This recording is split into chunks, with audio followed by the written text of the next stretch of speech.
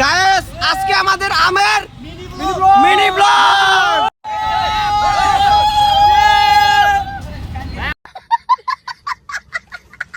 হাসাহাসি করে লাভ নাই, সবাই মিলে চলে এলাম হাতিঝিল।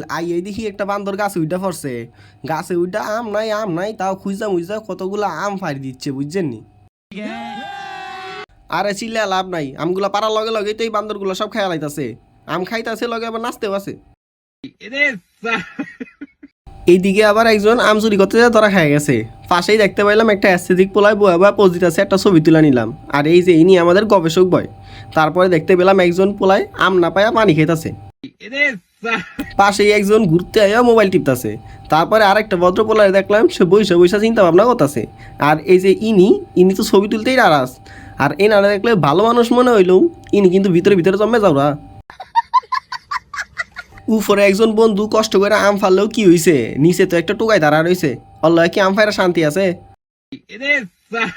ফলায় আম খাইব দেখা সকালে ভাত খাই আহে নাই। এই দেখেন একটা লাঠি দেওয়ার দেখা একবার ফেল, এই যে আবার ফেল, তিনবারের বেলা যাইয়া দিবার ফাঁসে তা অনেক কষ্ট মুষ্ট করে। আম এমনি নাই এমনি শর্ট, তার ভিতর আবার আমি আম বিলাইতাছি। একটা ফুলাই দিলাম, আর একটা ফুলাই দিলাম। এইগুলা দীক্ষা যাইয়া আবার আর একটা ফুলাই যায় চিন্তাই করে করতে সব আম নিয়ে আনিছে। একবারে আম পারা শেষ করে যেহেতু অন্য পারে যাওয়া লাগবো, যাই একটা বান্দরের লাগে দেখা। গাছের নিচে কতগুলা টোকাই দেখতে পাইলাম, তার ভিতর আবার কয়েকজন বান্দরের মতন লাফালাফি করা শুরু করছে। আরেকটা ফুলাই দেখলাম বসি দিয়ে আম ধরতেছে। গাছের সব আমগুলা ফারা শেষে কামলা ফুলাটা নিচে নামে আইছে। তো নিজে নামে অনেক প্রশংসা করে নিল।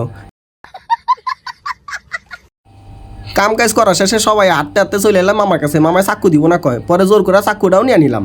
এরপরে সবাইতে চান্দা উড়ানো শুরু করলাম। চান্দা উড়ানো শেষে মশলা ফাতি কিনা আম মাখামাখির পাল্লা। দুজন মিল্লা মাখায়, তিনজন মিল্লা মাখায়। তারপরে মামার মাখানোর পরে তৈরি হয়ে গেল পুরা ফা হয়েছে। তো কি হয়েছে, এই গরিবের কাছে কি কোনো কিছুর ভালো মন্দ দেখার সময় আছে? যে যেমনে পারছে অমনি নিয়ে খাই আলাইছে। তার ভিতরে আমিও একটা নিয়ে নিলাম। নেওয়ার পরে এখন সবাই মিল্লা কারাকারি করবো, কিন্তু এটা দেখাম না।